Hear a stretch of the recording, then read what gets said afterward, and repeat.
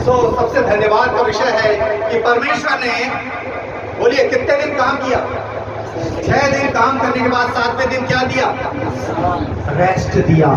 क्योंकि अगर मनुष्य जिंदगी भर दौड़ता ही रहे, काम करते ही रहे, परिवार चलाता रहे, खेती किसानी करते रहे, तो उसे विश्राम कब मिलेगा? वो परमेश्वर को कब याद करेगा? इसलिए उसने एक विश्राम दिन कराया, आराधना का दिन, कि लोग मेरी महिमा करें, मुझे याद रखे, विश्राम दिन में मुझे स्मरण रखे। हालेलुया। बोलिए, हम सब धन्य हैं कि इस दुनिया की दौड़ भाग से परमेश्वर ने हमें खींच के निकाल कर, कामों से निकाल कर, जिम्मेदारियों से निकाल कर आज परमेश्वर ने हमें अपने भवन में लेकर आया, अपनी उपस्थिति में लेकर आया। हो सकता था कि आप लोग नहीं आ सकते थे, हो सकता है बहुत सारी खेती किसानी के काम है, घर का काम है, संडे को नल आता है, बहुत सारे काम रहते हैं। हो सकता है शैतान बहुत सारी सांसारिक जिम्मेदारियों में फंसा देता और उन लोगों के जैसे जो नहीं आ पाए हैं, आप भी नहीं आते। लेकिन परमेश्वर ने चाहा, क्योंकि परमेश्वर की इच्छा थी कि आप इस भवन में आए और आज इस गहरे भेद को समझने पाए जो परमेश्वर हमें देने जा रहा है। हालेलुया। तो आज हमने सीखा कि आत्मा और दुल्हन, बोलिए, आत्मा और दुल्हन। दुल्हन कौन सी? बोलिए, मसीह की दुल्हन। मसीह की दुल्हन, आने वाली कलीसिया, वो दुल्हन जो परमेश्वर के पुत्र की, यीशु मसीह की आने की बाट जो रही है। हर एक इंसान मसीह की दुल्हन के अंतर्गत नहीं आता, हर एक कलीसिया दुल्हन के अंतर्गत नहीं आती। कुछ खास और चुने हुए लोग जो सचमुच में यीशु मसीह के आने की बाट जो रहे हैं, जो उसके वचन के भूखे प्यासे हैं, वही उसकी कलीसिया में आएंगे, उसी के दुल्हन के अंदर आएंगे, बाकी सब छोड़ दिए जाएंगे। हालेलुया। कलीसिया दुल्हन के रूप में उठा ली जाए। आज हम जो देखने जा रहे हैं, इस गंभीर विषय पर जो चिंतन मनन करने जा रहे हैं, उसका शीर्षक है, बोलिए, तेजस्वी कलीसिया। आम कलीसिया, नॉर्मल कलीसिया या तेजस्वी कलीसिया? बोलिए, तेजस्वी कलीसिया। जब हमारे जीवन में, जब हम युवावस्था में आगे बढ़ जाते हैं और जब वो लड़का बड़ा हो जाता है या वो बेटी बड़ी हो जाती है, उसकी विवाह की बात लगाई जाती है, होता है ना? लोग आपस में चर्चा करते हैं, परिवार में माता पिता आपस में कहते हैं, अब हमारी बेटी बड़ी हो गई, अब हमारा बेटा बड़ा हो गया है, अब इसकी बात लगाई जाए, अब इसके लिए रिश्ता देखा जाए, अब ये वैवाहिक जीवन में आगे बढ़ने पाए। पौलुस भी कलीसिया के लिए दुल्हन के रूप में, एक माता, एक पिता के रूप में चिंता कर रहा है कि मेरी ये जो दुल्हन है, मेरी जो कलीसिया है, इसका विवाह एक अच्छे पुरुष के साथ हो। और हमारा दूल्हा कौन है? आप सब जानते कौन है? यीशु मसीह। जो मसीह का, हमारे कलीसिया का दूल्हा है, जो मसीहा है, वो प्रभु यीशु मसीह दूल्हे के रूप में आएगा और अपनी कलीसिया को बादलों पर ले जाएगा। लेकिन हम देख रहे हैं कि हर एक रिश्ते को लगाने के पहले बात लगाई जाती है, बात की जाती ना, अरे हमें इस प्रकार की बेटी चाहिए, हमें इस प्रकार का लड़का चाहिए जो साफ सुथरा हो, किसी प्रकार का धन फन ना हो, कोई बुरी आदत ना हो, और वो अच्छा सुनाम हो और परमेश्वर का डर और भय मानता हो। बेटी भी हमको ऐसी चाहिए जो परमेश्वर के डर और भय में पली बड़ी हो, मसीह परिवार की हो और नाना प्रकार की बातों से ना बची हो, सब बातों से दूर हो और पवित्रता में पाई गई हो। हालेलुया। तो यहाँ पर मेरे साथ निकालेंगे एक वचन को जहाँ पे पौलुस हमारे लिए बात को लगा रहा है। किसकी बात? बोले, ब्याह की बात। दूसरा कुरिन्थियों, उसका 11वां अध्याय 2 पद को पढ़ दीजिए, जिसको भी मिल रहा। आज हम बाइबल बहुत खोलेंगे, वचन बहुत पढ़ेंगे। हाँ, ईश्वरीय धुन, बोलिए, हमें ईश्वरीय धुन लगाए रहना है, ईश्वर की धुन में लगे रहना, परमेश्वर की धुन में। हे प्रभु, यदि आज रात को आ गया तो क्या मैं तेरे साथ उठा लिया जाऊंगा कि नहीं, उठा ली जाऊंगी कि नहीं, ये धुन होना चाहिए। कितना कमाया, कितनी फसल होगी, कितना घर का खर्चा चलेगा, उस धुन में नहीं रहना है। संसार और संसार की बातें नष्ट होती चली जाएगी, लेकिन परमेश्वर का वचन सदा अटल बना रहेगा। हालेलुया। फिर से बड़ी बहन पौलुस क्या कह रहा है? क्योंकि मैं तुम्हारे विषय में ईश्वरीय धुन लगाए रहता हूँ, इसलिए कि मैंने एक ही पुरुष से तुम्हारी बात लगाई है, एक ही पुरुष से मैंने तुम्हारे लिए ब्याह की बात लगाई है। आगे, ताकि पवित्र कुंवारी के समान आने वाले मसीह को जो जो दूल्हे के रूप में आने वाला है उसको सौंप दूं। कितनी बात होती, कितनी मालूम है आपको, जब रिश्ते की बात होती है कितनी पूछ परख होती है, कितनी बातों को लोग आके पता करते हैं। बताइए, परिवार वालों से, पड़ोसियों से पूछते हैं कि आपकी बेटी जो हमारी बात लगी है वो बेटी कैसी है, स्वभाव में कैसी है, वो बेटा कैसा है ना। कितना अब जांच परख करते हैं कि नहीं करते विवाह में बात लगाने से पहले? क्यों करते हैं बताइए? ताकि हमें गलत रिश्ता ना मिल जाए, गलत परिवार की गलत ऐसी संगति ना मिलने पाए कि हम जो प्रभु में बढ़ गए हैं वो परिवार का बेटा बेटी आकर हमारे परिवार को प्रभु से दूर ना कर दे। इसलिए पौलुस को भी एक बड़ा बोझ है। वो कह रहा है कि मैंने तुम्हारे लिए मसीह जो दूल्हा है उससे बात लगाई है। कैसे सौंप दूं? अशुद्ध गलत रीति से कि वो पीता खाता है, वो गलत संगति में है, वो व्यभिचार में है, ऐसी कलीसिया को सौंपेगा क्या वो? कोई ऐसा परिवार है जो पसंद करेगा कि यार हमको ऐसा बेटा मिल जाए जो पीने खाने में बहुत रात दिन पिए पड़े रहता है, रास्ते में गिरा पड़ा रहता है, हम उसी से बात लगाएंगे? कोई चाहेगा? कोई माता पिता नहीं चाहेगा। वो चाहेगा कि मुझे एक अच्छा दामाद मिले और एक अच्छी बहू मिलने पाए। हालेलुया।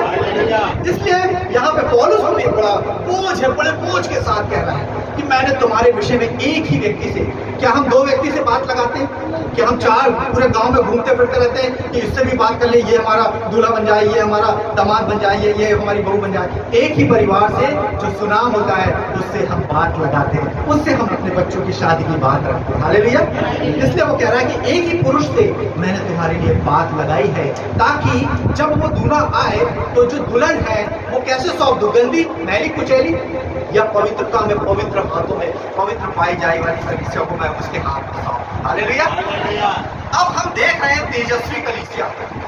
आप देख रहे हैं जब भी कोई शादी ब्याह होता है किसी भी गांव में, किसी भी शहर में, तो उस दिन दुल्हन को कैसे तैयार किया जाता है?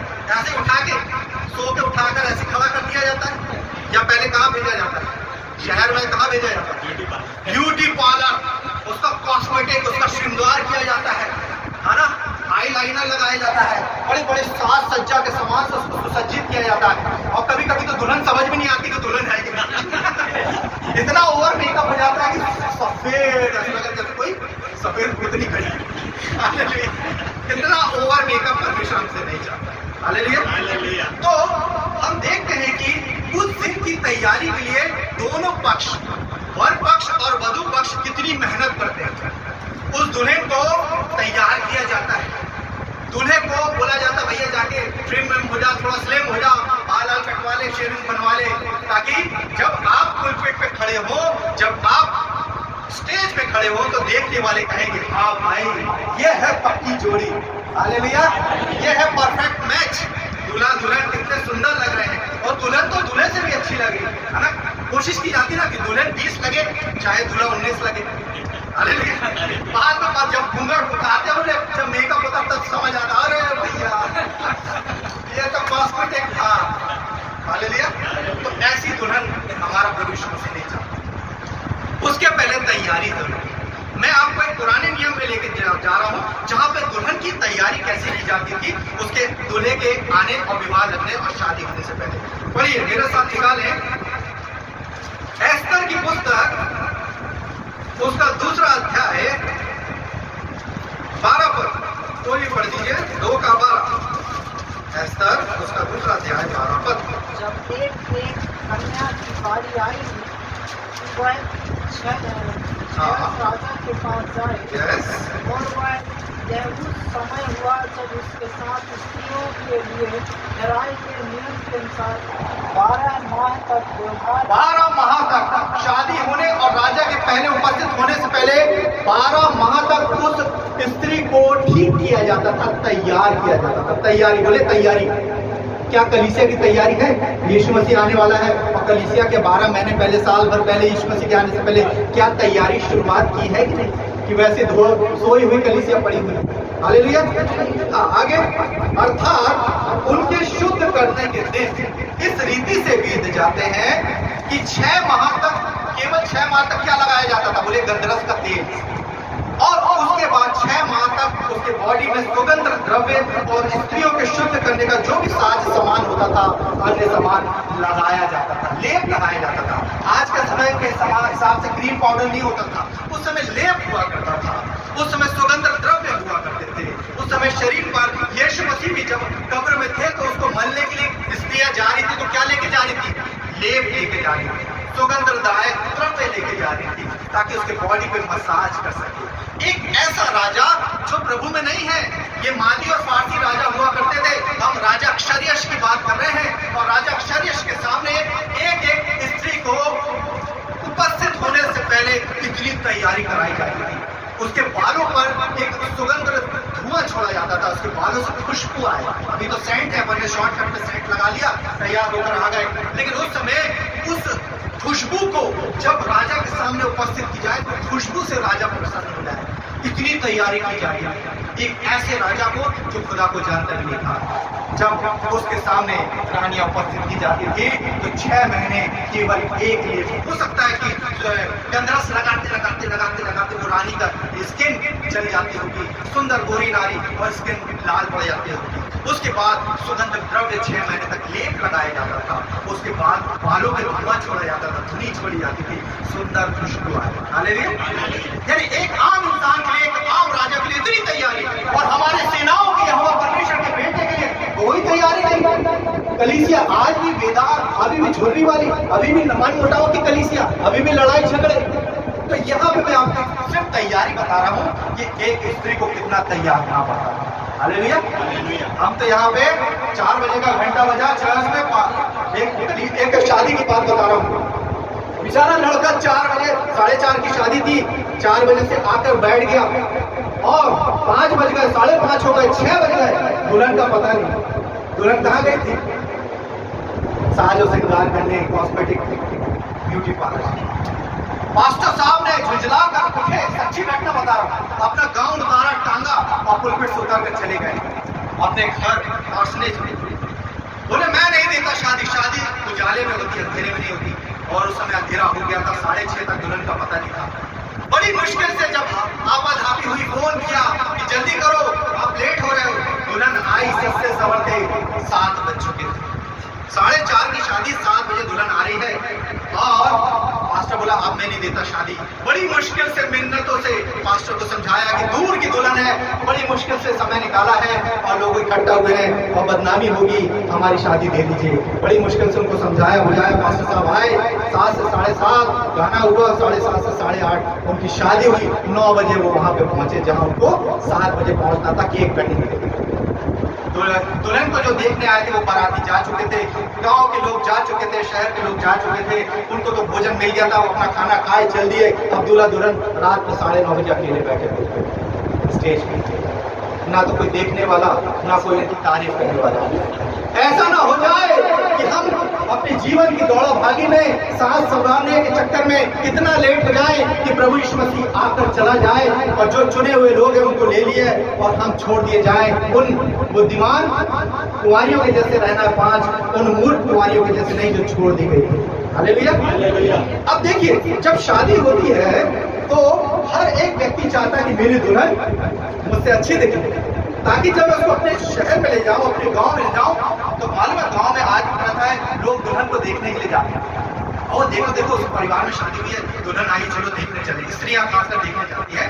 तो हर व्यक्ति चाहता है, हर पुरुष चाहता है कि मेरी स्त्री सुंदर दिखे, मेरी ब्याहता स्त्री, मेरी जीवन संगति बहुत सुंदर दिखे। हमारा प्रभु यीशु मसीह यही चाहता है कि जब मैं उसको लेने आऊं तो डार्क सर्किल वाली, पिंपल्स वाली कलीसिया नहीं, जब मैं उसको लेने आऊं तो पवित्रता में पाक पवित्र पाई जाए। और जब मैं उसको समाज में, जैसे हम कहते हैं ना, जब हम समाज में दूल्हा खड़ा करता तो लगता है यस ये है कोई दुल्हन, ये लाया कोई सुंदर दुल्हन। वैसे ही उसका उपहास ना हो, यीशु मसीह आज भी प्रतीक्षा कर रहा है, वेट कर रहा है कि मेरी दुल्हन परिपक्व हो जाए। ऐसा ना हो कि मैं जब उसको लेके जाऊं स्वर्ग में ठट्टा हो, हंसी हो। इसी कलीसिया की इंतजार कर रहा था, इसी दुल्हन का तो इंतजार कर रहा था। इसमें तो मतभेद पाया जाता है, इसमें अपवित्रता पाई जाती है, लोग एक दूसरे को नीचे गिरा रहे हैं, एक दूसरे को दोषारोपण कर रहे हैं, नाना प्रकार का पॉलिटिक्स घुसाया कलीसिया। ये ऐसी कलीसिया नहीं चाहिए। और आजकल तो तोड़ने वाला कलीसिया होगा। छत्तीसगढ़ में मैं गया तो हाथ तोड़ के अलग, ये वाला पैर तोड़ के अलग, कोई सर तोड़ के अलग हो गया। ऐसी टूटी फूटी कलीसिया लेने आएगा क्या? कोई 4 बजे लगा रहा, कोई 6 बजे लगा रहा है। बोले वो हमारी भेड़ चुरा के चले गए, वो हमारे 4 परिवार को लेकर अलग हो गए। ऐसी कलीसिया यीशु मसीह नहीं लेने आ रहा है। यीशु मसीह भी जब स्वर्ग राज में अपनी दुल्हन को लेकर खड़ा होगा तो स्वर्गदूत ताली बजाएंगे, परमेश्वर की प्रशंसा करेगा कि सचमुच में तू इतने सालों से इस कलीसिया की बाट हो रहा है। अब वो कलीसिया कैसी है, उसकी रूपरेखा कैसी है, हालेलुया। चलिए मेरे साथ निकालें। एक बात मैं से आपको समझाना चाहूंगा। इफिसियों की पत्री उसका 5वां अध्याय हमारे कलीसिया हमारे दुल्हन को कैसे स्नान की आवश्यकता है। 5 उसका 23 पद पढ़े। क्योंकि पति पत्नी का सिर है, यस, जैसे कि मसीह कलीसिया का सिर है हाँ। और स्वयं ही देह का उद्धार करता है। देखिए यहाँ एक बात समझा रहा है कि जब किसी परिवार में पति या उस परिवार का मुखिया चला जाता है तो कितनी परेशानी होती है।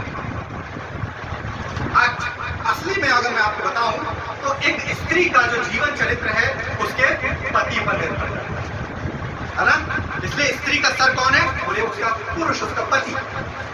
ठीक है, पुरुष गया स्त्री की आधी इज्जत समाप्त हो जाती है। ठीक है, यहां पर वो कह रहा है कि जैसे स्त्री का सर पुरुष है वैसी मसीह कलीसिया का सर। बोले हमारी कलीसिया जो है, बोले कलीसिया जो दुल्हन है उस दुल्हन का सर कौन होगा, यीशु मसीह। ठीक है, अब इसका 26 पद पढ़िए, पहले 25 पढ़िए, 5 का 25। हे पतियों, हाँ अपनी अपनी पति से प्रेम रखो, हाँ जैसे मसीह ने भी कलीसिया से प्रेम करके अपने आप को उसके लिए दे दिया और कि उसको वचन के द्वारा जल के स्नान से शुद्ध करके पवित्र बनाए। देखिए प्रभु यीशु मसीह ने अपनी होने वाली ब्याहता स्त्री दुल्हन को अपनाने से पहले अपने आप को दे दिया। कैसे दे दिया, क्रूस पर कुर्बान होकर उन विश्वासियों के लिए, हम जगत के कुल विश्वासियों के लिए अपनी जान को दे दिया। होता ना, प्रेमी प्रेमिका एक दूसरे के लिए जान दे देते हैं। अगर उनको वो प्रेमी नसीब नहीं हुआ तो कहीं खास फांसी लगा के मर जाते हैं, कहीं अपना जीवन त्याग कर देते हैं। प्रभु यीशु मसीह ने अपनी दुल्हन से इतना प्यार किया कि दुल्हन को तैयार होने से पहले उसने अपनी जान को दे दिया। लेकिन जब वो आएगा तो वो चाहता है कि जैसे मैं पवित्र हूं मेरी दुल्हन भी पवित्र बने। लेकिन अब उसको पवित्र कैसे करेगा, दुल्हन को साज श्रृंगार से भी पहले कहाँ भेजा जाता है, स्नान के लिए, नहाने धोने। हालेलुया। कोई बिना नहाए शादी में जाता है क्या?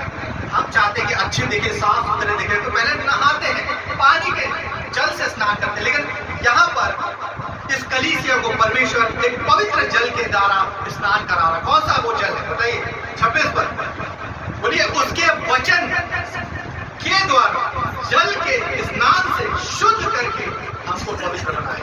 ये जो वचन दिया गया ना, ये वचन हमारे लिए शुद्ध जल के समान है। बोलिए ये जो वचन है परमेश्वर का जीवित वचन जो बाइबल दी गई है, इसकी शावर से, इसकी बारिश से हमको रोज नहाना है। हालेलुया। जितना हम वचन पढ़ेंगे हम इस वचन में धोकर शुद्ध होते चलेंगे, हमारे पाप धुलते जाएंगे, हमारा स्वभाव धुलता चला जाएगा। हम वचन में सुनते सुनते पढ़ते पढ़ते यीशु मसीह की तरह दिखने लगेंगे। हालेलुया। कलीसिया की, कुरिन्थियों की कलीसिया का कहते हैं कि हम अंश अंश करके, पौलुस कह रहा है अंश अंश करके हम मसीह के स्वभाव में बदलते चले जाते हैं। कैसे? जैसे आपके घर में एक छोटा नन्हा शिशु होता, बच्चा होता, तो बच्चे का जो चेहरा होता है वो गोल मटोल होता है। हालेलुया। जब लोग देखने जाते तो कुछ कहते हैं इसकी नाक पापा की तरह है, इसकी आंख दादी की तरह गई है, इसका चेहरा थोड़ा उसकी मम्मी से मिल रहा है। हालेलुया।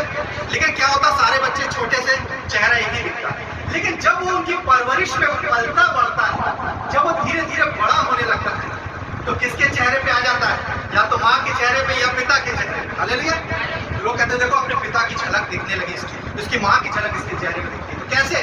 क्योंकि वो उनकी सानिध्य में पला बड़ा है, उस घर में पला बड़ा, तो उनको देख देख कर उसका चेहरा उसके माँ और पिता की जैसे हो जाता है। जब हम इस जीवन रूपी दर्पण में, इस वचन रूपी दर्पण में यीशु मसीह के चेहरे को देखते ना, और रोज पढ़ते, रोज समय बिताते, रोज समय बिताते, तो ये वचन पढ़ते पढ़ते हमारा जो चेहरा है मसीह के समान तेजोमय प्रकाश में उसके जैसे होता चला जाता है। हम मसीह के जैसे दिखने लगेंगे। कलीसिया जो है, जो दुल्हन है, वो यीशु मसीह के जैसे दिखने लगेगी तब जब हम मसीह के जैसे चले जाएंगे।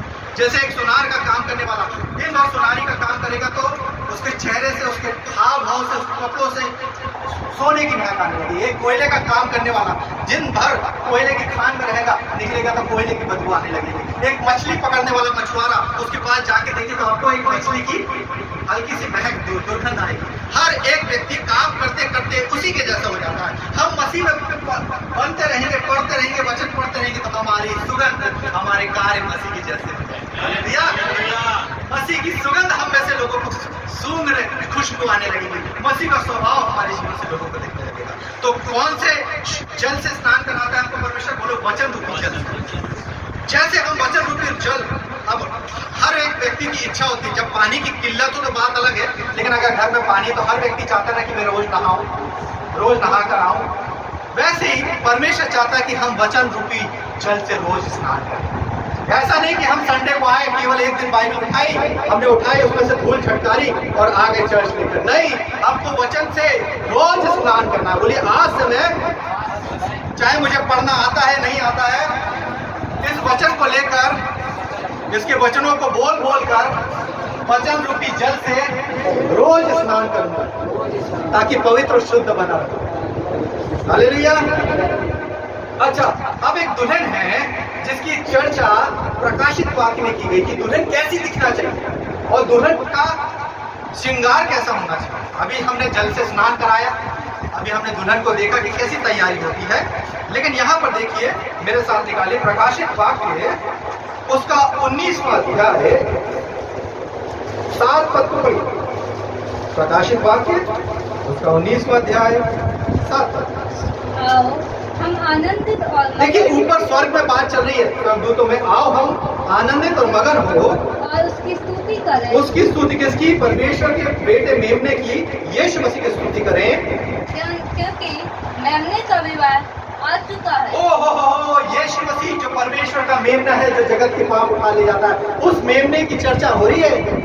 आपको मालूम है स्वर्ग में कितने सिंहासन लगे हैं? परमेश्वर का सिंहासन सबसे ऊपर है, बीच में एक सिंहासन है जहां पर यीशु मसीह विराजमान है, जो मेमने के रूप में है, और उसके चारों ओर 24 सिंहासन लगे हुए, 12 गोत्रों के और 12 प्राचीनों के, 24 सिंहासन के। ये जो पवित्र लोग हैं, ये निरंतर उठकर दंडवत करते रहते हैं और क्या शब्द कहते हैं? बोलिए पवित्र पवित्र पवित्र। निरंतर स्वर्ग में स्तुति होती रहती है, स्वर्गदूत निरंतर मेमने को कहते रहते हैं पवित्र पवित्र पवित्र, तू जो जगत के पाप उठा ले जाता। प्रभु यीशु मसीह, आप जगत के मेमने। उस मेमने का विवाह आप पहुंचा है, क्या दुल्हन ने अपने आप को तैयार कर लिया है? 8 पद को पढ़िए।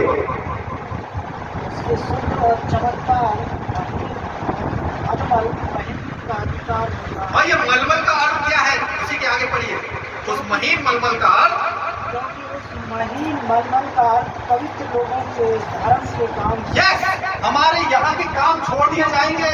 हमने जो यहाँ कमाया, घर खड़ा किया, बच्चों की शादी की, अच्छी खेती किसानी की, बहुत कमाया, वो सब यहाँ धरा रह जाएगा।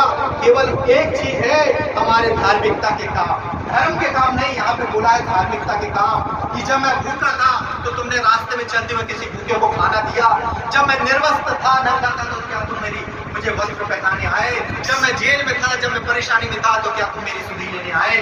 जो तुमने छोटों से छोटों के साथ किया, वो मेरे साथ किया। बोले ये है धार्मिकता के काम। तो यीशु मसीह ऊपर से क्या दिखता है?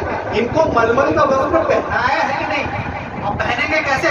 हमारे प्रतिदिन के धार्मिकता के काम, अच्छे काम, लोगों की स्तुति लेना, लोगों को सुसमाचार सुनाना, आत्माओं को बचाना, ये हमारे जीवन में जोड़ता चला जाएगा उस मुकुट के रूप में, और दुल्हन मलमल का वस्त्र पहन के तैयार हो जाएगी। हालेलुया। ये जो पवित्र मलमल है, अर्थात पवित्र लोगों के धर्म के काम, ये दुल्हन को पहनाए जाएंगे। और इसके आगे पढ़िए 20 पद का प्रकाशित वाक्य, उसका 22 पद का 17 पद।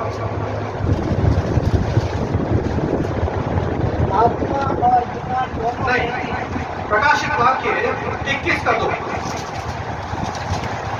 फिर मैंने पवित्र नगर नया यरूशलेम को स्वर्ग से परमेश्वर के पास एक नया यरूशलेम, नया नगर उतारा जाएगा यीशु मसीह के आने पर। और क्या होगा? किसके समान है वो नया यरूशलेम? वह उस दुल्हन के समान थी जो अपने पति के लिए श्रृंगार किए हो। हालेलुया। आपको वो दृष्टांत मालूम है, एक राजा ने भोज किया था और सुंदर सुंदर भोजन बनाया था, लेकिन उन्हीं लोगों को इनवाइट किया था जिनके पास विवाह के भोज के वस्त्र थे। बोले भोज का वस्त्र होना जरूरी है। जब शादी में हम जाते तो क्या पहनते हैं? अच्छे अच्छे वस्त्र, कोट, बड़ा सा शेरवानी, और लड़कियां सुंदर सुंदर साड़ियां पहनती हैं, स्त्रियां। तो अगर हम शादी में जा रहे हैं और भोज का वस्त्र नहीं पहने हैं तो हमको अलग देखे जाएंगे, अरे कहाँ से आ गए ये चलते फिरते आ गए क्या काम करते करते। उस समय भी यही हुआ। नए नियम में यीशु मसीह समझाने चाह रहा है, जब विवाह के लिए भोज के लिए तैयार किया गया, लोगों के वस्त्र चेक किए गए कि जो लोग वस्त्र पहने हुए नहीं पाए गए उनको विवाह के भोज में शामिल नहीं किया गया। हम क्या आत्मा में तैयार हैं कि नहीं? हमारे वो मलमल के वस्त्र, धार्मिकता के काम हमारे जीवन में दिख रहे हैं कि नहीं? वो वस्त्र पहनकर हम प्रभु के भवन में जब जाएंगे तब ही हमको एंट्री मिलेगी, बाकी सब छोड़ दिए। हमको वस्त्रों से यानी हमारी धार्मिकता के कामों से पहचाना जाएगा कि इस इंसान को मैंने 60 साल दिए, इस स्त्री को मैंने 50 साल दिए, इसने 50 में से 30 साल प्रभु की सेवा की, इसने आत्माओं को बचाई, इस भाई ने सुसमाचार सुनाया, इसने गांव-गांव जाकर लोगों को बताया सच्चे राज्य के बारे में। ये है धार्मिकता के काम। हालेलुया। हर एक व्यक्ति को, हर एक दुल्हन को उसका वस्त्र दिया जाएगा, लेकिन वो विवाह का वस्त्र पहने हुए है कि नहीं उन्हीं को शामिल किया जाएगा, उन्हीं को इनवाइट कर दिया जाएगा। बाकी सब के लिए उसने कहा कि प्रभु का जो भोज का जो द्वार था उस प्रधान ने द्वार बंद कर दिया और जो अंदर थे वो ही भोज में शामिल हुए। हालेलुया। अब देखिए, एक होती शर्म और हया जो हमारे भारतीय स्त्रियों में पाई जाती है, लेकिन क्या हो गया है, हम टेक्नोलॉजी में इतने आगे बढ़ गए हैं, इतनी बातें आगे बढ़ जाती है कि जब पुराने समय में, आज से 20 साल 25 साल 30 साल पहले की बात हम भैया बात कर रहे थे, जब विवाह की बात लगती थी तो दूल्हा दुल्हन आपस में देख भी नहीं पाते थे। कई लोगों का रिश्ता, कई लोगों की शादी ऐसी हुई है कि माता पिता ने जो कह दिया वही दुल्हन हो गई। वो कैसी दिखती है, शादी के बाद कैसे दिखेगी, घूंघट उठाऊंगी तो क्या दिखेगा, इस बात की चिंता नहीं करते थे। वो अपने माता पिता का आदर करते थे। जिस घर में विवाह की बात लगाई जाती थी हो जाता, ठीक है पापा कर दीजिए, आपकी पसंद मेरी पसंद। हालेलुया। लेकिन अब हम टेक्नोलॉजी में और इस आधुनिक दुनिया में आगे बढ़ गए। अब क्या होता है, अब विवाह की बात जब होती है तो दुल्हन का चेहरा दूल्हे को दिखाया जाता है, फोटो में व्हाट्सएप कर दिया जाता है। हाँ, अच्छी वाली फोटो जो इंस्टाग्राम में डाली गई, भलाई वो सामने कैसी भी दिखती हो, लेकिन गोरी नारी की फोटो होना चाहिए, होता है ना। और उसमें तो कुछ और दिखती हो, जब मैं जाके देखा तो कुछ और दिखती होता ना। तो क्या हो गया है, दूल्हा दुल्हन को पहले मिलाया जाता है, बात कराई जाती है, समय दिया जाता है, 6 महीने तुम घूमो, एंजॉय करो, गाड़ी में जाओ। अब ऐसा समय आ गया है, लेकिन उस समय एक समय था लज्जा और हया का समय। जब तक घूंघट उठता नहीं था तब तक स्त्री शादी के बाद भी, आज भी गांव में भी, आज भी आपके यहाँ ऐसा होता है कि जो बड़ा बुजुर्ग जेठ वगैरह आ जाता तो हम घूंघट उड़ा देते होते हैं ना। देखिए, मैं आपको एक बहुत सुंदर वाक्य बता रहा हूँ। जब इसहाक की शादी होने वाली थी तब कुछ ऐसा ही हुआ। पढ़िए उत्पत्ति की पुस्तक, उसका 24वां अध्याय 62 पद को कोई पढ़े। उत्पत्ति उसका 24वां अध्याय। आज हम किसकी बात कर रहे हैं? बोले कलीसिया, मसीह की दुल्हन। और दुल्हन कैसी होना चाहिए? ऐसी होना चाहिए। जब उसकी बात लगाई गई तो उसने एक रिस्पेक्ट का काम किया। पढ़िए 22-62। इसहाक जो दाखिल देश में रहता था, लहरोई नामक कुएं से होकर चला। 24 का 62। हाँ बिल्कुल सही पढ़ा। इसहाक जो दक्षिण देश में रहता था, लहरोई नाम कुएं से चला जाता था। देखिए, उसने शाम को एक बात करी जो हम नजरअंदाज कर देते हैं। 63 पर शाम के समय, बोलिए शाम के समय, सांझ के समय। वो कहाँ था? बोलिए बोलिए सब एक साथ बोलिए। मैदान में एक खाली स्थान में, निर्जन स्थान में ध्यान कर रहा था। ध्यान का मतलब परमेश्वर से शाम के समय प्रार्थना करने गया। आज के जवान करते हैं क्या? उसने किसको देख के किया होगा ये? उसने अपने पिता अब्राहम से सीखा होगा। मेरा पिता अब्राहम अकेले में जाता है, परमेश्वर से बातचीत करता है, ध्यान करता है, प्रार्थना में बैठता है। क्यों ना मैं भी प्रार्थना करता हूं? क्योंकि हमारे घर का सेवक क्या लेने गया है? दुल्हन लेने गया है। हालेलुया। एक मैदान में एक अकेला पुरुष ध्यान कर रहा है परमेश्वर को कि मेरी आने वाली दुल्हन पवित्र होनी चाहिए, मेरी आने वाली दुल्हन आप सिलेक्ट करिए। वो आपके डर और भय में चलने वाली होनी चाहिए, आपको जानने वाली होनी चाहिए। जब वो ध्यान कर रहा था तब क्या हुआ, पढ़िए, उसने आंख उठाकर क्या देखा कि ऊंट चले आ रहे हैं। उस समय दो चीजों से यात्रा की जाती थी, एक तो गधे की यात्रा, एक ऊंट की। घोड़े केवल बड़े राजा महाराजा लोग, रोमी साम्राज्य के लोग इस्तेमाल करते थे। ऊंट चले जा रहे थे। अब 64 पद में क्या हुआ, बहन पढ़िए, रिबका के लिए कुछ लिखा है, पढ़िए। रिबका ने भी आंखें उठाकर इसहाक को देखा और देखते ही ऊंट पर से उतर ओहो, क्या रिस्पेक्ट है अपने होने वाले पति के लिए। ऊंट इतना ऊंचा होता है, फिर भी उसने किसी तरह ऊंट को बैठाया होगा, ऊंट की पीठ से कूदी होगी और रिस्पेक्ट के साथ अपने होने वाले पति के सामने खड़ी हो गई। होता है क्या आज तो ऐसा हो गया, आ गए, कहाँ गए थे, धनिया टमाटर लाए कि नहीं लाए, पति की कोई रिस्पेक्ट ही नहीं, है ना। उस समय पुराने, आज भी बड़े बुजुर्ग, जब पति आता था तो स्त्रियां घूंघट ले लेती, जेठ निकल जाए बाजू से, अरे उसने घूंघट नहीं ली थी, अरे सभा बैठ जाती थी। तो यहाँ पर देख रहे हैं कि उसको देखते साथ वो ऊंट से उतर पड़ी और उसने जो दास को लेकर आ रहा था, उनके घर में जो दास था वो दुल्हन को लेने गया था। उस दास से क्या पूछती है, पढ़िए 65। तब उसने दास से पूछा, जो पुरुष मैदान पर हमसे मिलने को चला आता है सो कौन है। देखिए अभी परिचय भी नहीं हुआ, आइडेंटिफाई किया होगा कि ये सुंदर सा जो पुरुष दिख रहा है ये शायद इल्हाम हो सकता है, ये मेरा होने वाला पति है। रिस्पेक्ट के साथ उतरी, ऊपर से ऊंट से ही बोल सकती थी, हाँ अच्छा हुई है ना। आजकल क्या होता है, जरा सा कुछ गलत हुआ, आज लड़की के मम्मी पापा उठा अपना बैग, चला, हम है देखने वाले, हम कर लेंगे, हम पाल लेंगे। भैया तो तुमने शादी क्यों कराई, तुमने उस घर में बीत दिया क्या। पुराने लोग बोलते थे बेटा यही तेरा घर है, ससुराल ही तेरा आने वाला घर है, मौत मट्टी यहीं से होगी, यही सब कुछ तेरा, ऐसा समझा बुझा के भेजते थे। और आज उठा बैग और चला। तो यहाँ पर उस पुरुष के लिए पूछती है कि क्या जो मिलने वाला कौन है, वो तो मेरा स्वामी है। तब रिबका ने क्या किया, सबसे पहले काम क्या किया, बोलिए घूंघट डालना। हम सोचते हैं कि घूंघट की प्रथा केवल भारत की प्रथा, लेकिन बाइबल में भी उसने तुरंत, क्योंकि जिस स्त्री की बात लगने वाली होती ब्याह की, वो पुरुष का चेहरा नहीं देखती थी। लिखा है 2-3 जगह बाइबल में आया कि उसने किसी भी पुरुष का चेहरा नहीं देखा था, किसी भी पुरुष का मुंह नहीं देखा था। ये लोग घूंघट लेके चलते थे और गर्मी में जब कुएं में पानी भरने भी जाते थे तो घूंघट लेके जाते थे और पानी भरकर घूंघट के साथ लौटते थे। यहाँ पर एक सुंदर स्त्री का और एक अच्छी ब्याहता औरत का एक जिक्र है कि जो एक परम सुंदर स्त्री है, जो परमेश्वर हमसे चाहता है, वो दुल्हन के रूप में सबसे पहले क्या करे, अपने पति का सम्मान करना सीखे, रिस्पेक्ट योर हस्बैंड। उसके बाद घूंघट लेना सीखे। हालेलुया।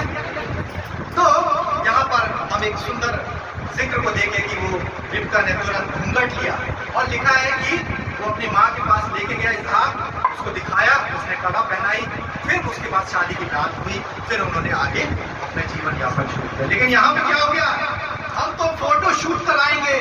कौन सा शूट, प्री वेडिंग शूट, लड़का लड़की ऐसे करके खड़े हैं, अच्छे वाटरफॉल के पास खड़े हैं कि हमारी पहले फोटो शूट हो जाए। लेकिन उस समय मिलने नहीं किया जाता था, शादी के बाद ही आप मिल सकते हो। और उस वीडियो को चलाते हैं शादी में, देखो हमने यहाँ जाके शूटिंग कराई, हमने यहाँ जाके शूटिंग कराई, खत्म कर दिया। जो स्त्री और पुरुष के बीच में जो एक सुंदर व्यवहार होता था, उस गरिमा को भी समाप्त कर दिया आज के टाइम में। और कैमरामैन कैसे करते हैं, थोड़ा और पास और चिपक के खड़े हुए, गोदी में ले लीजिए, ऐसा वो पवित्रता खत्म कर दी। तो और इसी की वजह है आज आप कोर्ट कचहरियों में जाकर देखें 80% रिश्ते, 80% केसेस शादी ब्याह के छूटने के तलाक के रिश्ते। हमारे यहाँ जो वकील हैं वो बताते हैं भैया 70-80% केवल दोनों वर वधू के पक्ष जो है, जो एक दूसरे के लिए कभी जीने मरने को तैयार थे, आज एक दूसरे को मारने के लिए तैयार है। ऐसा हो जाता है। क्या हो गया ऐसा, क्योंकि हमने उस गरिमा को बनाए नहीं रखा। हमने शुरू में ही जाकर आपस में मेल मिलाप कर लिया, प्यार मोहब्बत कर ली, और जब निभाने का समय आया तब एक दूसरे को पसंद करना नापसंद हो। अरे वो तो बहुत गुस्सा करती है, बात बात पर उसके नाक में गुस्सा रहता है, मैं इस नकचड़ी से शादी नहीं करूँगी, होता है। लेकिन जब जो पुराने समय में जो ब्याह होते थे, जो आपको दे दिया आपके परिवार ने, वही आपके जीवन संगी, वही आपका पुरुष, आपका दूल्हा होता है। हालेलुया। वो रिश्ते कितने लंबे चलते थे कि अगर पति को 80 साल के समय में अटैक आया या वो मर गया, उस गम में वो स्त्री भी मर जाती थी, उसके पति। इतना प्रेम होता था पति पत्नी में पहले। और आज मैं तो उसको चेहरा भी देखता, वो इस रास्ते से आते तो उस रास्ते से। अरे आप लोग चर्च में साथ भी नहीं बैठते, अरे ऐसी कलीसिया परमेश्वर नहीं चाहता। हालेलुया। हम जल्दी से आगे बढ़ रहे हैं।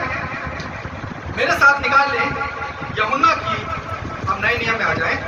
यूहन्ना उसका 14वां अध्याय 12 1 और 2 पदों को पढ़ी कर। यीशु मसीह ने यहाँ पे एक व्याकुलता की बात करी। तुम्हारा मन व्याकुल ना हो, यस, परमेश्वर पर विश्वास रखो। हो परमेश्वर पर विश्वास करो और मुझ पर भी विश्वास रखो। मुझ पर विश्वास करो। मेरे पिता के घर में बहुत से रहने के स्थान है। यस, यदि ना होते तो मैं तुमसे कह देता, हाँ, क्योंकि मैं तुम्हारे लिए जगह तैयार करने जाता हूँ। और यदि मैं जाकर तुम्हारे लिए जगह तैयार करूँ तो फिर आकर मैं अपने यहाँ ले जाऊँगा, अपने यहाँ ले जाऊंगा जहाँ मैं रहता हूँ, ताकि जहाँ मैं जाता हूँ जहाँ मैं रहूँ वहाँ तुम भी रहो। बस। अब हम ये सोचेंगे कि यीशु मसीह यहाँ पे व्याकुलता और व्याकुल ना होने की बात क्यों कह रहा है। एक जगह 12 पद में कह रहा है कि मेरा जी व्याकुल है, मैं उस क्रूस के ओर बढ़ता चला जा रहा हूँ, मुझे क्रूस पर चढ़ाया जाएगा, लोग मुझे नाना प्रकार के दोष लगाएंगे, मुझे मार डालेंगे और मैं जी उठूंगा। लेकिन यहाँ पर अपने दुल्हन के लिए भी कह रहा है, अपने चेलों के लिए कह रहा है कि तुम्हारा मन व्याकुल ना हो। आपको मालूम है पुराने समय में यहूदियों में एक प्रथा थी। यहूदियों में पहले क्या होता था, बोले मंगनी। यीशु मसीह की माता मरियम की और यूसुफ की मंगनी हुई थी ना, शादी नहीं हुई, मंगेतर थी। तो मंगेतर का एक रिश्ता होता था, यानी जब उस ब्याह की बात लगाई जाती थी तो मंगनी का पहला रस्म है जो यहाँ पे भी होता है, एक रिंग पहनाई जाती थी, अंगूठी। मंगनी की रस्म में गोद भराई होती थी और अंगूठी पहनाई जाती थी। और अंगूठी पहनाते समय यहूदी दूल्हा कहता था, ये वचन बोलता था, तेरा मन व्याकुल ना, मैं अभी थोड़े समय के लिए जा रहा हूं पिता के पास। कहा क्या करने? जगह तैयार करने, ताकि जहां मैं रहता हूं उस जगह पे तू भी रहे। अब इसका मतलब क्या हुआ? यीशु मसीह किस लिए कह रहे थे? यीशु मसीह अपने होने वाले दुल्हन के लिए कह रही है कि मैं अभी क्रूस में चढ़ाया जाऊंगा, मारा जाऊंगा, स्वर्ग पर उठा लिया जाऊंगा। कुछ समय के लिए स्वर्ग राज में जा रहा हूं, तुम्हारे लिए क्या तैयार करने? स्वर्गीय स्थानों में जगह तैयार करने। हालेलुया। ताकि जैसे मैं रहता हूँ, दूल्हा रहता है, वैसे मेरे साथ दुल्हन भी मेरे बाजू में मेरे साथ बैठ कर रहे, मेरे कमरे में रहे, मेरे घर में रहे, मेरे स्वर्गीय स्थान में रहे। हालेलुया। तो ये जो दूल्हा होता है, यहूदियों में प्रथा थी, ये रिंग पहनाकर उससे बोलता था और चला जाता था। और मंगनी के बाद एक शादी का एक बीच का अंतराल होता था, जो 6 महीना भी हो सकता, साल भर हो सकता। इस बीच में उसका पिता यानी लड़के का पिता अपने बेटे को देखता था कि क्या ये कमाने लायक हो गया है, क्या ये अपने होने वाली पत्नी को पाल सकेगा, क्या ये अपना घर चला सकेगा। पिता अपने घर से लगा हुआ एक स्थान देता था जहां वो दूल्हा अपने बारातियों के साथ, अपने मित्रों के साथ मिलकर एक कमरा तैयार करता था। यहां से यहां तक पिता का कमरा और पिता से लगा हुआ उसके बेटे का कमरा, और ये उसके दूल्हे और उसके यार, उसके मित्र मिलकर तैयार करते थे, चाहे वो घास का हो, लकड़ी का हो और पक्के मकान। जब ये मकान तैयार हो जाता था, लगा हुआ कमरा तैयार हो जाता था और वो एक अच्छा व्यक्ति बनकर तैयार हो जाता था, वो 2 जन का पेट पाल सकता है। जब ये पिता देख लेता था, पिता एक एग्रीमेंट देता था, एक पेपर रोल करके रहता था कि जिस समय मैं ये दूंगा उस समय तू अपनी दुल्हन को लिया। ठीक है, उसके हाथ में, पिता के हाथ में एग्रीमेंट होता था।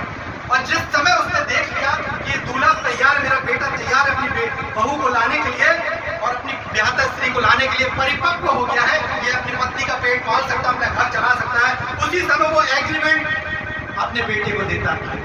और उस एग्रीमेंट को लेकर दूल्हा खुश हो जाता था, यस मुझे एग्रीमेंट मिल गया, शादी का प्रस्ताव मिल गया। और उसी समय उसके जो दोस्त यार मित्र रहते थे वो नगाड़े लेते थे, ढोल लेते थे, जो भी बजाने की वस्तु है, और वो ढोल लेकर निकल जाते थे और दूल्हे के आने से पहले उसके यात्री उसके दोस्त, उसके मित्र आगे नगर में प्रवेश करते थे, देखो दूल्हा आ रहा है, दूल्हा आ रहा है। ऐसे शादी नहीं होती थी कि 4 बजे आपको टाइम दे दिया, दोनों जन चर्च में आ जाना। उस समय जिस रात, चाहे रात के 2 बजे हो, चाहे रात के 4 बजे हो, और चाहे रात के 12 बजे हो, अगर पिता ने एग्रीमेंट दे दिया तो दुल्हन को उसी समय लाना पड़ेगा। यहूदियों में ये प्रथा था। और ये दूल्हा बड़ी खुशी के साथ अपने दोस्तों यारों के साथ क्या लेके जाता था? बोले डोली। डोली में 4 लोग डोली को पकड़ते थे, नगाड़े बजाने वाले, गाना बजाने वाले आगे आगे चलते थे, और वो कहते थे कि देखो दूल्हा आ रहा है। आपको मालूम है दुल्हन को क्या करना पड़ता है?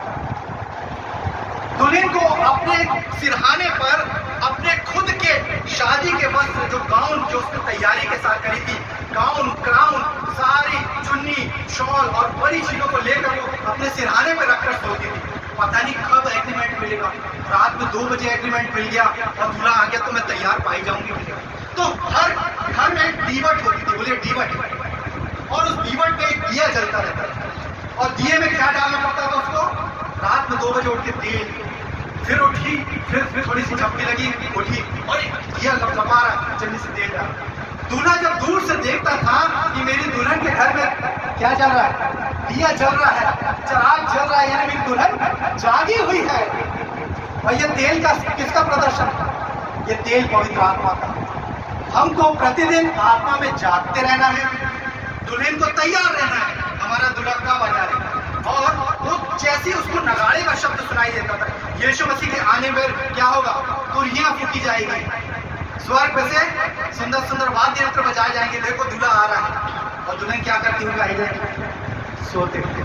तो जो दुल्हन उस समय यहूदी प्रथा में सोती हुई पाई जाती थी, दूल्हा देखकर झांक करके चला जाता था उसकी खिड़की से, और दूसरे दिन फिर से वही प्रक्रिया करना पड़ता। लेकिन जो दुल्हन जागती हुई पाई जाती थी, वो प्रतिदिन अपना तेल तैयार रखती थी, अपने वस्त्र तैयार रखती थी और अपने आप को तैयार रखती थी। सोती हुई कलीसिया नहीं ले जाएगा, जागती हुई कलीसिया ले जाएगा। हालेलुया। और जैसे उसने देखा कि मेरी वाइफ का घर का दिया जल रहा है, वो और भी नगाड़ों के साथ, एंजॉय के साथ घर के सामने आता था। तुरंत अगर उसने गाउन पहनी तो ठीक, नहीं तो उस गाउन को हाथ में ली और जो रात के वस्त्र पहने वो डोली में बैठ जाती थी, और चारों कुमार जो है वो डोली को उठाकर कहाँ ले जाते थे? लड़के के घर में, और उस लड़के के घर में दूसरे दिन शादी होती थी। हालेलुया। ऐसे शादी नहीं होती थी कि चर्च में हमने एक टाइम दे दिया, दुल्हन भी आगे दूल्हा भी आगे, दोनों शादी। लेकिन यहूदी प्रथा में ये था, जिस दिन एग्रीमेंट मिलेगा, जिस दिन दूल्हा आ गया, दुल्हन को तैयार है और लड़के के घर में जाके शादी। ये आज भी यहूदियों की प्रथा में आप कभी इस्राएल जाएंगे तो उसी प्रकार से यीशु मसीह कह रहा है, तुम्हारा मन मेरी ब्याहता स्त्री, मेरी कलीसिया, तेरा मन व्याकुल न हो। मैं अभी कुछ समय के लिए थोड़ा विराम लेकर जा रहा हूं अपने पिता के पास स्वर्ग स्थानों में, ताकि तुम्हारे लिए जगह तैयार करता हूं। जहां मैं रहूं वहां तुम भी रहो। परमेश्वर हमको कहां चलाएगा? बोले कांच के, स्वच्छ कांच की, सोने की सड़कों पर चलाएगा। स्वर्ग में हमारे लिए वो चीजें रखी है जिसका वर्णन यहाँ आप सोच भी नहीं सकते। ऐसे नगीने, ऐसे पत्थर, ऐसे बड़े बड़े नगर है, ऐसे ऐसे सुंदर स्थान है जो यीशु मसीह हमारे लिए तैयार कर रहा है। और हम क्या कर रहे हैं? 2 बीघा जमीन को पकड़ के रखे, लड़ाई होगी। हालेलुया। और आदमी, इंसान केवल अपने लिए लड़ रहा है कि हमको ये जमीन मिल जाए, हमको ये जगह मिल जाए। स्वर्ग स्थानों के लिए कोई चिंतित नहीं, किसी प्रकार की किसी को चिंता ही नहीं कि हम स्वर्ग के लिए धन इकट्ठा कर रहे हैं कि नहीं। हालेलुया। तो यहाँ पर हम देख रहे हैं कि यीशु मसीह अपनी दुल्हन को लेने आने जा रहा है, लेकिन अभी भी वो ऊपर से देखता है तो दुल्हन क्या पाई जाती? सोई हुई। उसका दिया बुझा हुआ है, पवित्र आत्मा का तेल है ही नहीं, अभिषेक का तेल है ही नहीं, वस्त्र पहने ही नहीं है। मलमल का वस्त्र यानी धार्मिकता का वस्त्र, देखता है धार्मिकता का काम तो इनको मैले चिथड़े कपड़ों के समान। अरे मेरी दुल्हन को तो अभी तक क्या हो जाना था? परिपक्व, स्ट्रांग हो जाना था, और अभी भी आपस में दूध की लालसा कर रहे हैं, लड़ाई कर रहे हैं, एक दूसरे को नीचे गिरा रहे हैं, एक दूसरे के विरोध में है। वो लौट जाता है। आज भी वो नहीं चाहता, वो किसी भी समय आ सकता है। यीशु मसीह चाहे आज आकर गिने चुने हुए लोगों को ले जाए, लेकिन ऊपर क्या होगा? जब स्वर्ग में ले जाएंगे ना तो उसका ठट्टा होगा। इसी कलीसिया की बात कर रहा था। अरे बड़ा वेट कर रहा था, बड़ा इंतजार कर रहा था। इसलिए हर दिन वो इंतजार करता कि आज नहीं तो कल मेरी कलीसिया सुधर जाएगी, आज नहीं तो कल मेरी कलीसिया पवित्रता में बढ़ जाएगी। और जिस दिन हम उस कलीसिया के गाउन के दायरे में, उसके पूरी कलीसिया पूरी बनती जा रही है, जब कोई एक विश्वासी गांव में, एक विश्वासी, एक परिवार विश्वास करता है ना, तो उसकी कलीसिया का एक कोर बनता है, एक नाखून का हिस्सा बनता है। ऐसे विश्वासी जुड़ते जा रहे हैं, धीरे धीरे कलीसिया की दुल्हन बनती जा रही है, शरीर तैयार होता जा रहा है। और जिस दिन ये तैयार यहां तक हो गया, यीशु मसीह अपने दुल्हन को लेने आ जाएगा। हालेलुया। तो क्या आप इस दुल्हन के बाहर हैं कि आप इस कलीसिया में दुल्हन के अंदर आना चाहते हैं? बताइए।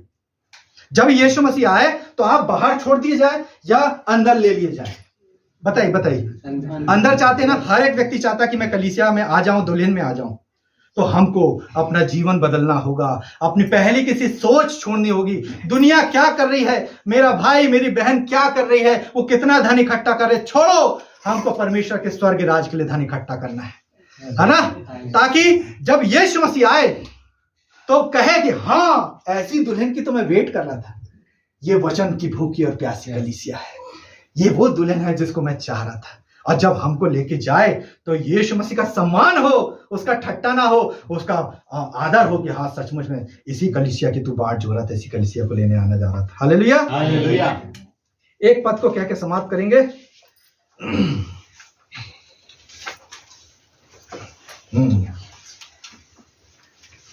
प्रेरितों के काम 2:20 पढ़ दीजिए। प्रभु के महान और तेजस्वी दिन के आने से पहले क्या हो जाएगा? सूर्य अंधेरा और चांद लहू सा हो जाएगा। उस समय हमें क्या करना है? 21 पद उसका आंसर। और जो कोई प्रभु का नाम लेगा वह उद्धार पाएगा। देखिए, यीशु मसीह ने भी मत्ती 21:22 में पूरा कह दिया कि आने वाले समय में, अंत के दिनों में ऐसा होगा, भूकंप होंगे, लड़ाइयों की चर्चा सुनोगे। हो रहा ना, लड़ाइयों की चर्चा सुनते हैं। देश देश पे चढ़ाई करेगा, लोग मार डालने के लिए कहेंगे और लोग बोलेंगे कि हमने इसको मार डाला तो अच्छा काम किया। लोग सोचे कि हम प्रभु का काम कर रहे हैं। उस समय तुम समझ जाना, अंत का दिन निकट है, मेरा आना बहुत निकट है। उस समय एक काम करना, कलीसिया, लोग कहेंगे कि पहाड़ हम पर गिर जाओ, मौत मांगेंगे, मौत नहीं मिलेगी। लेकिन जो प्रभु की प्रार्थना में, दुआ प्रार्थना में लगे रहेंगे, प्रभु की जो कलीसिया है वो एक काम करेगी। बोलिए, हमें एक काम करना है। हमें इन लड़ाइयों से और इन बातों से घबराना नहीं। चाहे कितने भूकंप आ जाए, भूडोल आ जाए, सूर्य लाल हो जाए, चंद्रमा लहू सा हो जाए, हमें घबराना नहीं। हमें एक काम करना है। बोले, एक काम करना है। क्या काम? हमें जब इन बातों को होते देखोगे, लोग भागेंगे, धरती हिलेगी, भूकंप आएंगे, लोग यहां से वहां जाएंगे, पहाड़ों के नीचे जाकर छुपेंगे। हमें कहीं नहीं घबराना। हमें जिस स्थान पे, उसी जगह पे एक काम करना। बोलिए, एक काम। अपना सर स्वर्ग की ओर उठाना है, आकाश की ओर, और परमेश्वर का नाम लेना शुरू करना है। जो यहोवा पिता और जो यीशु मसीह का नाम लेगा, उसी का उद्धार होगा। हालेलुया। आंसर दे दिया है, बाइबल में लिख दिया गया है। जो अंत तक धीरज धरेगा, जो परमेश्वर का नाम लेता रहेगा, यीशु मसीह मेरा उद्धार करता है, यीशु मसीह मुझे तो निश्चय मेरा छुड़ाने वाला जीवित है, मुझे कुछ नहीं होगा, ये कोई भी चीज मुझे नाश नहीं कर पाएगी, उसी का उद्धार होगा। हालेलुया। तो यहाँ पे लिखा है, जो प्रभु का नाम लेगा उद्धार पाएगा। यीशु मसीह ने मत्ती 21 में लिखा है, जब तुम ऐसी बातों को होते देखो तो अपना सर ऊपर की ओर उठाना और हाथ उठाकर कहना, प्रभु मैं तैयार हूं और तुम्हारा छुटकारा निकट होगा। चाहे तुम कितने भी पापी हो, तुमने मन नहीं फिराया हो, लेकिन जब तुम प्रभु पे विश्वास करोगे और एक बात कहोगे कि यीशु मसीह तू मेरा उद्धार करता है, मैंने जिंदगी भर कुछ नहीं कर पाया, अच्छे काम नहीं कर पाया, मैं लोगों को बचा नहीं पाया, वचन सुना नहीं पाया, लेकिन मैं तुझे जानता हूं, तू मुझे छुड़ा लेगा, तुम्हारा छुटकारा निकट होगा। परमेश्वर हमसे गड्ढा खोदने को, पहाड़ को हटाने को नहीं बोल रहा है, केवल विश्वास रखने को बोल रहा है। हालेलुया। जो अंत तक विश्वास धरेगा, जो अंत तक धीरज धरेगा, उसी का उद्धार होगा। हालेलुया। तो परमेश्वर का महान और तेजस्वी दिन आने वाला है, और वो किसको लेने आने वाला है? बोलो, तेजस्वी कलीसिया। और तेजस्वी कलीसिया किसके उसमें आएगी? जो धर्म का काम करती है, अच्छे काम करती है, धार्मिकता के वस्त्र पहनी हुई है। ठीक है, एक पद और पढ़ दीजिए उसको समझाने के लिए। यशायाह 61:10 कैसा वस्त्र पहनाएगा अपने दुल्हन को? हम चाहते ना, दूल्हे वाले जाते हैं, दुल्हन को पूरा सामान देकर आते हैं, साथ सम्मान और उसको साड़ी और गोद भराई में सारी चीजें देते हैं। यीशु मसीह भी हमको अपनी दुल्हन को कुछ देने जा रहा है। मैं यहोवा के कारण अति आनंदित हूँ। सबसे पहले तो दुल्हन को आनंदित होना है। आगे, मेरा प्राण परमेश्वर के कारण मगन रहेगा। ओहो, फिर हम मगन में आ गए। हमने शुरुआत क्या की थी? मैं आनंदित भी रहूंगा और मगन भी रहूंगा। हालेलुया। हालेलुया। चाहे सताव आ जाए, यीशु मसीह ने कहा जब लोग तुम्हें सताएंगे, आराधनालयों में सौंपेंगे, घसीटेंगे, आराधनालयों में ले जाके सौंपेंगे और बोलेंगे, झूठे लांछन लगाएंगे, आरोप लगाएंगे, उस समय तुम घबराओ नहीं जाना, अपना दिल छोटा मत कर देना, उस जगह पर उछल जाना, आनंदित और मगन होना, बोलना प्रभु के लिए मैंने मार खाई, प्रभु के लिए मैंने सताव सहा, और ऐसा जब तुम करोगे तो तुमको मैं छुड़ा लूंगा। मगन होंगे। आगे, क्योंकि उसने मुझे उद्धार के वस्त्र पहनाए। ये देखिए, अभी हमको धार्मिकता के वस्त्र पहनाया, अब उद्धार का वस्त्र पहनाने जा रहा। और क्या चाहत, कौन सी शॉल पहनाएगा हमको? और धर्म की चद्दर ऐसे उड़ा दी है जैसे दूल्हा फूलों की माला से अपने आप को सजाता है। जैसे दूल्हा फूलों की माला से अपने आप को सजाता है, और दुल्हन अपने गहनों से अपना श्रृंगार करती है। ये सब बातें यशायाह भविष्यवक्ता हजारों साल पहले लिखता है कि यीशु मसीह जब आएगा अपनी दुल्हन को कौन से वस्त्र पहनाएगा? उद्धार के वस्त्र। बोले उद्धार का वस्त्र, धार्मिकता के वस्त्र, धार्मिकता की चादर, फूलों की माला और गहनों से हमें श्रृंगार करना। अच्छे अच्छे काम, gift of the Holi spirit, हम चंगाई करेंगे, हम चिन्ह चमत्कार दिखाएंगे, हम बड़े बड़े काम करेंगे, इन वस्त्रों से हमें सुसज्जित करेगा, एक एक चीज पहनाएगा जैसे दुल्हन को पहनाया जाता है। हालेलुया। 16 श्रृंगार, अगर एक श्रृंगार कम हो जाए तो यहाँ से यहाँ तक नथ नहीं पहनी, यहाँ से यहाँ तक वो नहीं पहनी, ठीक है? परमेश्वर यीशु मसीह जब श्रृंगार बनाएगा तो 16 क्या 100 श्रृंगार करेगा हमारे लिए। हालेलुया। तो हमको उसके अंदर आना जरूरी। अगर हम बाहर छूट गए ना, देखा ना, तो इसलिए काम करते रहेंगे, एक छोड़ दी जाएगी, एक उठा ली जाएगी, हमको उठा लिए जाने वाले के अंदर आना है। अगर हम जरा सा भी गलती में रह गए और सोते रह गए तो यीशु मसीह आके चला भी जाएगा, पता नहीं चलेगा। हालेलुया। तो यहाँ पे आज हमने देखा कि वचन रूपी जल से स्नान कराएगा, अच्छे अच्छे वस्त्र पहनाएगा। कौन सी कलीसिया बनाएगा? बोलिए तेजस्वी कलीसिया। हालेलुया। अब सवाल ये है, यीशु मसीह ने एक शब्द कहा और इसका आंसर इसी वचन में है जो मैंने आपको सिखाया, मत्ती 8:20। और इसको क्या क्या समाप्त करेंगे, यही पूरी बात का निचोड़। आज यीशु मसीह व्याकुल है, आज अपने चेलों से दुल्हन के लिए कुछ कह रहा है। पढ़िए 8:20। यीशु ने उससे कहा, यीशु ने अपने चेलों से कहा, लोमड़ियों के भट्ट और आकाश की पक्षी के बसेरे होते हैं। हो, छोटे से छोटे जानवर की भी गुफा होती है, लोमड़ियों की भी गुफा है, पक्षी भी अपने बसेरे बना लेते हैं, उनके भी लिए पेड़ बनाए गए हैं, लेकिन मेरे लिए क्यों नहीं है? पढ़िए। परंतु मनुष्य के पुत्र के लिए सिर धरने की जगह नहीं है। क्यों कहा? यीशु मसीह ने क्यों कहा कि मनुष्य पुत्र को इस 33.5 साल में सर धरने की जगह नहीं मिली? क्या यीशु मसीह एक अच्छे घर में पैदा नहीं हो सकता था, राजमहल में? जब यीशु मसीह पैदा हुआ तो उसको जो घास जो होने वाली चीज है ना, घास छुप रही थी, जो चरनी में उसको लिटाया गया था ना, वो गाय और बैलों के चरने की जगह, सूखी घास, उसको किसी तरीके से ठीक किया और उसके कपड़े में लपेट के यीशु मसीह को बालक यीशु को रख दिया। वो चुभ रही थी घासें, उसके लिए पूरे शहर में जगह नहीं थी। सब लोगों ने अपने द्वार बंद कर दिए थे, नहीं नहीं हमारे यहाँ जगह नहीं, डिलीवरी की जगह नहीं, अरे नहीं आप जाइए। कहीं बड़ी मुश्किल से उसको एक तबेले में, जहाँ गाय बैल बंधे हुए थे, गौशाले में एक छोटी सी रुकने की जगह, कैसे डिलीवरी कराई होगी, कैसे मरियम ने उसको हाथ दिया और कैसे उसको साफ किया होगा, उनके पास साज और सामान भी नहीं, गर्म पानी भी नहीं था धोने के लिए, जैसे तैसे उसको सफेद वस्त्र कपड़े में लपेटा, रास्ते में खरीद लिया कि जोड़े कपड़ा खरीद और उसको रखा। यीशु मसीह ने जीवन भर कष्ट सहा, जीवन भर एक स्थान से दूसरे स्थान जाता रहा, रात में तड़के उठ जाया करता था, रात भर प्रार्थना के लिए समय बिताया करता, तो सुबह 4 बजे 3 बजे भोर होने से पहले प्रार्थना के लिए चला जाता था। उसको घर में भी समय नहीं मिलता, केवल प्रार्थना प्रार्थना प्रार्थना और केवल चंगाई, लोगों को सुनना, उनकी बीमारियों की परेशानी को सुनना। इस पूरे जीवन काल में आज वो थक के कह रहा है कि आकाश के पक्षियों के बसेरे होते हैं, लोमड़ियों के भी भट्ट होते हैं, छोटे से छोटे जानवर को भी सर धरने की जगह मिल जाती है, लेकिन मनुष्य के पुत्र को सर धरने की जगह क्यों कहा? बताइए क्यों कहा?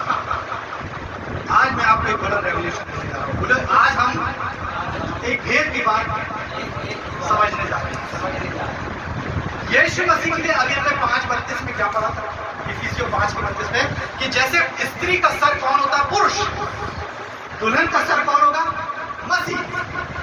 आज भी यीशु मसीह प्रतिदिन देखता है दुल्हन कहां तक बनी है। अभी कंधे तक बनी है, अभी कमर तक बनी है, अभी उसके पैर अभी बन रहे हैं। यीशु मसीह प्रतिदिन देखता है, कहता है कि मनुष्य के पुत्र को सर धरने की जगह नहीं। जिस दिन, बोले जिस दिन दुल्हन धड़ तक बन जाएगी उसका सर कौन होगा? यीशु मसीह। हालेलुया। वो उस धड़ पे अपना सर रख देगा। हालेलुया। इसलिए वो कह रहा है कि मनुष्य के पुत्र को सर धरने की जगह नहीं मिलती, क्योंकि उसकी कलीसिया धड़ तक तैयार है। जिस दिन धड़ बनेगा, यहाँ तक दुल्हन तैयार, यीशु मसीह आएगा और अपना सर उस दुल्हन पे रख देगा। हालेलुया। क्या आप उस दुल्हन के अंतर्गत आना चाहते हैं कि बाहर छोड़ दिया जाना चाहते हैं? फिर बाहर तो वो जानते हैं आप क्या होगा। जो छोड़ दिए जाएंगे वो उनके लिए अनंत जीवन की आग है, आग की झील में डाले जाएंगे। नाना प्रकार के लोग मौत को मांगेंगे, मौत मिलेगी नहीं, क्योंकि उन्होंने सुनकर भी मन नहीं फिराया। बोलिए हम धन्य हैं कि हमको सुसमाचार सुनाया जा रहा है। कितने ऐसे हैं भारतवर्ष में जिनको अभी तक सुसमाचार नहीं सुना, आज भी अंधकार में भटक रहे हैं। किसकी जिम्मेदारी है? यीशु मसीह एक ही सवाल पूछेगा। 60, 70, 80 साल का जीवन दिया, कितना घर, कितना जायदाद इकट्ठा किया, ऐसा बोलेगा? मैंने तुझे जीवन दिया, तुझे मनुष्य योनि में उत्पन्न किया, तूने कितनी आत्माओं को बचाया, कितने लोगों को सुसमाचार सुनाया और कितने आत्माओं को मेरे राज्य में पीछे पीछे नहीं कराया। अकेले स्वर्ग में चले गए तो क्या मिलेगा? मान लीजिए मैं अकेले स्वर्ग में चला गया, मैंने बहुत अच्छे काम किए, धर्म के काम किया, मैं देख रहा हूँ पत्नी बच्चे नहीं है, मम्मी नहीं है, परिवार के लोग नहीं है, मेरे कलीसिया के लोग जो मेरे साथ चलते बैठते थे, मेरा सबसे अच्छा मित्र भी नहीं है, अकेले पे वो स्वर्ग में पहुंच तो गए लेकिन लोगों को नहीं पहुंचा पाए। कितना अच्छा होगा कि हम जब जाएं, हमारे सारे पहचान वाले, हमारे घर परिवार, नाते रिश्तेदार, परिवार कलीसिया के लोग हमारे साथ पाए जाए स्वर्ग में। हालेलुया। अकेले कभी खुशी नहीं मिलेगी, लोगों को साथ लेके जाएंगे तो खुशी मिलेगी। आत्माओं को जीतेंगे, जितना सुसमाचार सुनाएंगे, जितने लोगों को बताएंगे, एक भी आत्मा मन फिरा लेगी ना, यीशु मसीह हमारे लिए लड़ने के लिए तैयार हो जाएगा कि देखो इसने वचन सुनाया, 100 में से एक आत्मा को बचाया, लेकिन बचाया। हालेलुया। लेकिन तोड़े के जैसे छुपा के नहीं रख दिया। इसने गाना बजाना सीखा, क्वायर में आना सीखा, वचन भी सीखा पादी साहब से, लेकिन इसने एक शब्द मुंह खोलकर नहीं बताया अपने बाजू वाले मनुष्य को कि तू नाश होने वाला है, यीशु मसीह आने वाला है, अपना मन फिरा दे। हमको क्या करना है? अपनी जिम्मेदारी पूरी कर देना है। जैसे कहते हैं ना, हमारे हिस्से में पाले में बॉल आ गई तो हम क्या करते हैं? जल्दी से बॉल को दूसरे जगह फेंक देते। सॉरी, जैसे बम गिरने वाला तो क्या करता है? जल्दी से दूसरी जगह फेंक देते हैं। वैसे हमको हमारी जिम्मेदारी निपटाना है, हमारी जिम्मेदारी पूरी करना है। प्रभु हमने वचन सुनाया था, उसने मन नहीं फिराया तो हम क्या करें? हालेलुया। लेकिन हम क्वेश्चनेबल नहीं रहेंगे, हम किसी प्रकार से जवाबदेही नहीं रहेंगे, क्योंकि हमने वचन सुना दिया। काम करना उसके जीवन में काम कराना प्रभु का काम, प्रभु तेरा काम था, मैंने तो वचन रूपी बीज बो दिया था, अब उसके जीवन में अंकुरित हो या ना हो ये मेरा काम था। हालेलुया।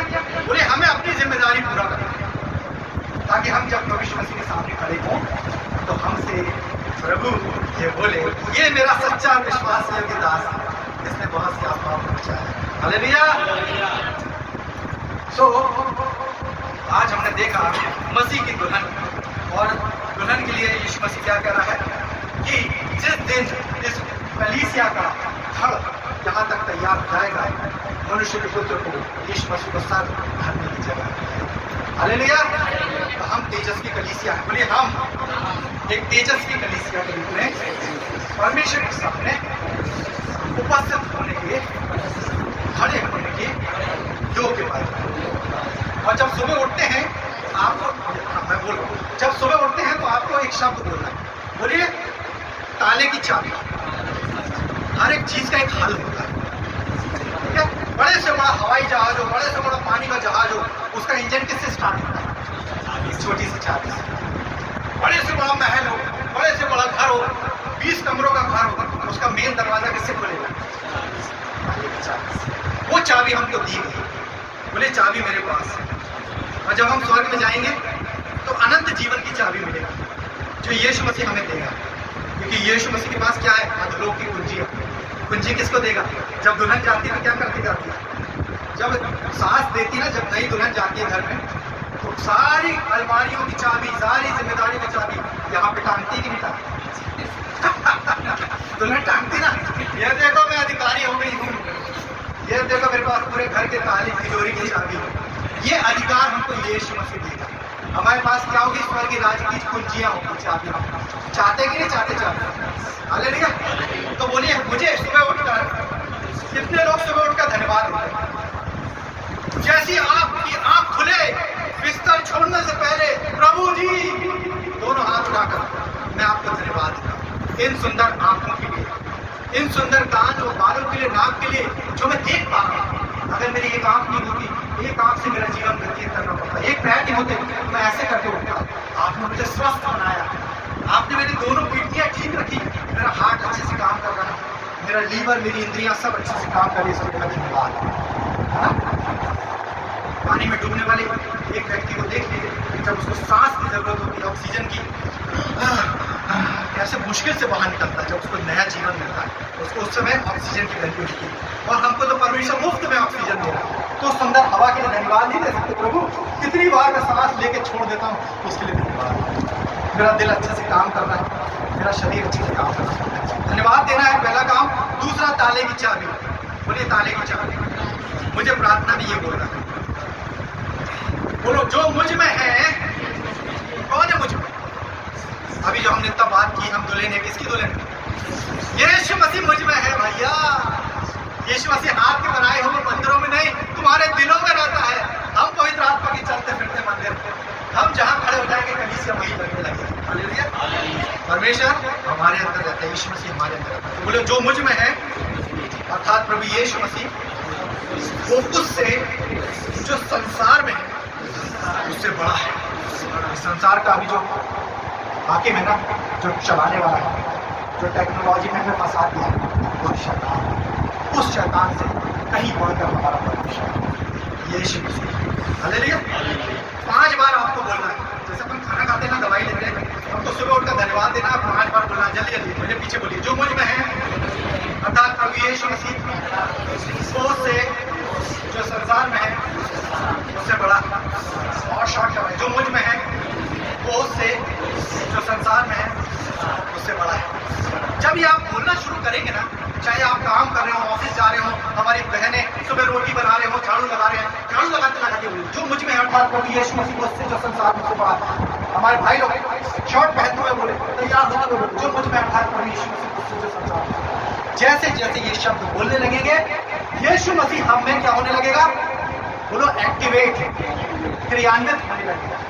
हमारा बाहरी मनुष्य तक खत्म हो जाएगा और मसीह हमारे अंदर जीवित हो जाएगा, सजीव है। हालेलुया। अब हम चलेंगे तो हमको ये नहीं कहेंगे लोग, ये वही पुरानी बहन है जो लड़ाई झगड़ा करती थी, ये वही पुराना भाई है जो पी के डला रहता था। ओह, ये तो मसीह के जैसे दिख रहा है, यीशु मसीह के अंदर से दिखने लगा। ये संडे को चर्च जाता है, दुआ बाइबल पढ़ता है, इसकी प्रार्थना में इतना असर है, उसके बाद चलो प्रार्थना कराने के लिए चलते हैं। हमारे जीवन से क्या निकलेगी? गवाही। हमारे जीवन से मसीह दिखने लगेगा, हम मसीह की जैसे दिखने लगेंगे। हम हाथ रखेंगे तो लोग चंगे होने लगेंगे, हम जाएंगे तो दुष्ट आत्माएं भागने लगेगी, हम जिस नगर में पैर रखेंगे हलचल मच जाएगी। क्योंकि हमने किसको एक्टिवेट कर लिया? यीशु मसीह को। कैसे एक्टिवेट करना है? चाबी दी। कौन सी? जो मुझ में है वो उससे जो संसार में है उससे बड़ा है। आइए प्रार्थना।